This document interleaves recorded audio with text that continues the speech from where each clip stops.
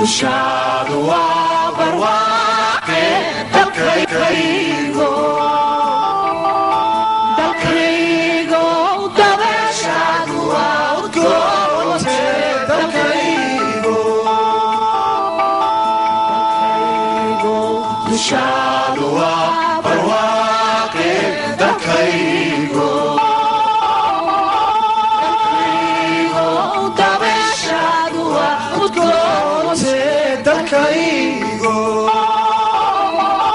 dalkiiskagama imaanine dalkaygo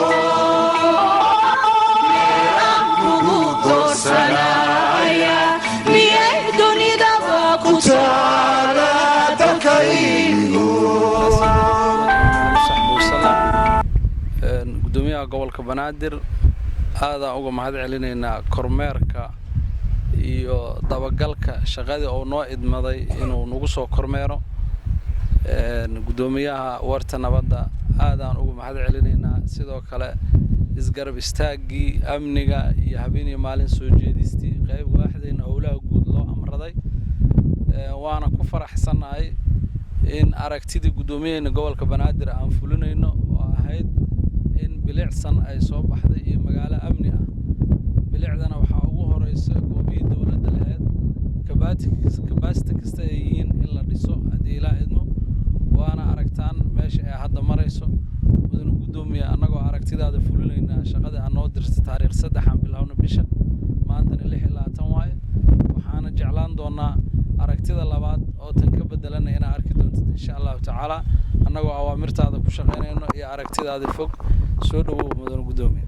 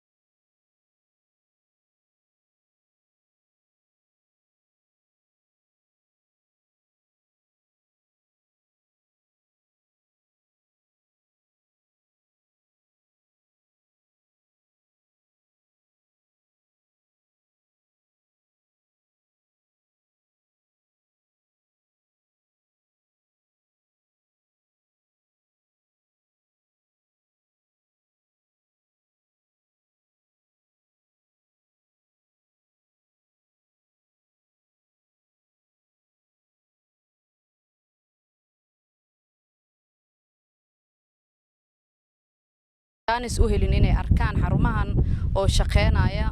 laakiin maantay aad mudan gudoomiye diyaar u tahay in aad dib u soo celiso bulshada naga dambeeysa iyo kuwa anigoo kale taa iyo kuwa kale maxaa la yiraahdaa quruxdeedii hore ogaan jiraba aad tusinaysid sidii kaaga go'an tahay in meel dan guud aan loo isticmaalin dan gaar ah danta guud loogu adeegi doono ka maamul ahaan aan u taaganahay in aan ilaashano bilicda iyo quruxda caasimadan ee lahayd gaar ahaan degmadan ilaalin doonana waajibaadka inaga saaranna ay kamid tahay ee shaqo waxaana rajeynayaa insha Allah maalmaha soo socda meeshan oo qurux badan oo shaqadii loogu talagalay ee soo gabagabowday in aan isugu imaan doono xarig jarkeedii anigoo si gaar ah ugu mahad celinayo waaxda howlaha guud ee agaasima Caraaye oo inagala joogo oo habeen iyo maalin run ahaantii u taagan kormeerkeedii shaqadan iyo sidii shaqo quality leh meeshan looga soo saari lahaa alxamdulillaah rabbil aalamiin wasalaatu wasalaamu calaa rasuulillah maantii waxa aan soo booqnay xaruntii dhulbixinta iyo gaadiidka dawladda hoose muddo 30 sano ah aan wax shaqo lagu qaban inay burburto maahe xaruntaas waxay ka soo horjeedaa stadiumka ama garoonka ciyaaraha ee Muqdisho stadium waa dhul aad u baaxad weyn waa dhul aan rajaynayno haddii alla idmo marka aan dib u dhisno inuu adeegyo badan u qabto bulshada Soomaaliyeed runtii maamulka gobolka Banaadir waxaa ka go'an dhammaan hay-adihii uu lahaa maamulka gobolka ee howlgabka noqday muddadii burburka iyo dowladnimadii tabarta daray inaan dib u soo celin tan ayaa daliil u ah oo muuqata kuwa kalena waaba dhammaystirnay kuwa kalena waa dhammaystiri doonaa xarumaha ay lahayd dowladda hoose ee hadda bulshada Soomaaliyeed qaar ka mid ah ay siyaabo kala duwan ay ugu nool yihiin waa ku sii noolaanayaan ilaa ma aan uga soo diyaar garowno dhismahooda ma ka saarayna dadka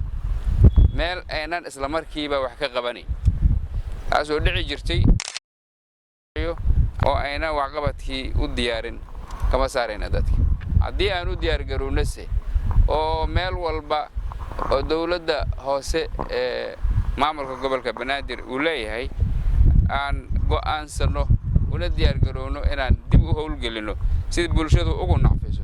dadka halkaas ku nool ama si ugu nacfiyo inay nagu dhibin ayaan ka codsanaya ugu baaqaya haddii leedmo waa uga mahad celinaya bulshada halkaan ku noolay oo sida dadnimada leh noola gartay inaan danahoodii uga shaqeyno maxaa yeelay dadka Soomaaliyeed muddadii burburka waxayba iloobeen dantii guud marka qof kasta waxa ku programsan dan gaar ah marka wuxuu ku leeyahay ma iga qaadanaysaa ma inta iga qaadata adiga qaadanaysaa ma ka yeelay waa ugu dili kartaa waxa ay leeyahay marka laga qaada maayo waa loo hagaajinaya marka loo hagaajiyo waa loogu shaqeynaa shirkadaha la soo dhisanayo dheerada aad agaasimaha wuxuu ii sheegayaa barabagandada nala kula dagaalamaya waxa ka mid ah yiri inta nala ka qaadaa shirkada laga gatay marka shirkadihii ayaa loo dhisayaa wax dan guud ma jira marka qulubta engegtay qulubtu ay engegen haqoydo biidnillah anti adinka aad leedihiin ubadkiinaan hadda aad dhalaysaan iyo midka dhalan doonaba ay iska dhaxli doonaan ku wada shaqaysan doonaan loogu danay doono bulshada ayaan ka soo saaraynaa insha Allah muraadda kamalihin annaga inaan wax dan guud ah aan dan gaar u bedelno haddii ay jirto cid sidaas ku riyoonaysana waa ka waaninaynaa marka inaan wax alla wixii dawladdu lahayd ay gacantii dawladda ku soo noqdaan dawladduna ay dadka ugu shaqayso sidaas waa mid aan doonayno ma doonayno in wixii danta guud ahaa la kala boobo shakhsi loo qaato marka haddii wax dan guudaba la waayo war dadku xagee marayaan maxaa xageesa loogu adeegayo bal isweydiiya wadada waa dan guud haddii mudaqana wadadii ay aniga yani igala haboonaato in aniga guriga dhex dhisto yani dadku xagee marayaan nolosha dhana iska hor imaanaysa marka waa inay jiraan goobo dan guud ah oo bulshada loogu adeego oo maamul kasta uu yimaado oo ugu adeego bulshada ma aqbalayno marka in inta danka guud la ilaabo loo soo jeesto dan shakhsi ah oo kali ah yani wadanaha shakhsiyaadka qofka uu shaqeyso laakiin waxa danta guud ay u haminin hadii ay yihimiyaan ma keenin hay'adaha dawladda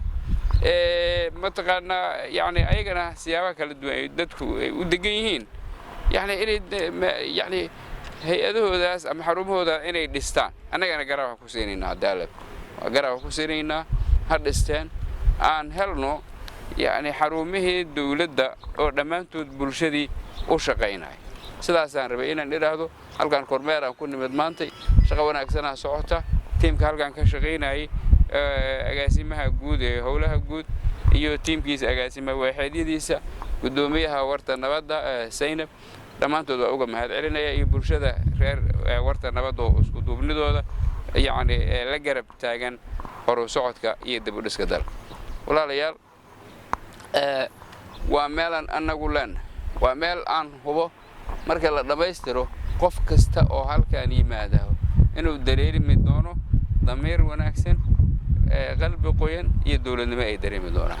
balse waxay u baahan tahay ka go'naansho wax la yiraahdo sida ay uga go'an tahay tiimka aan hawshan u dirnay oo ayaan marnaba uga labalabayn aad iyo aad ayaan ugu mahad celinayaa aniga waliba og dad kooban oo wax ma gartaa inay dhibeen laakiin aan dhig jalaq loo siin dadaalkiina sii wada waxa ballanteennuna waa shaqo wabillahi tawfiiq wasalaamu calaykum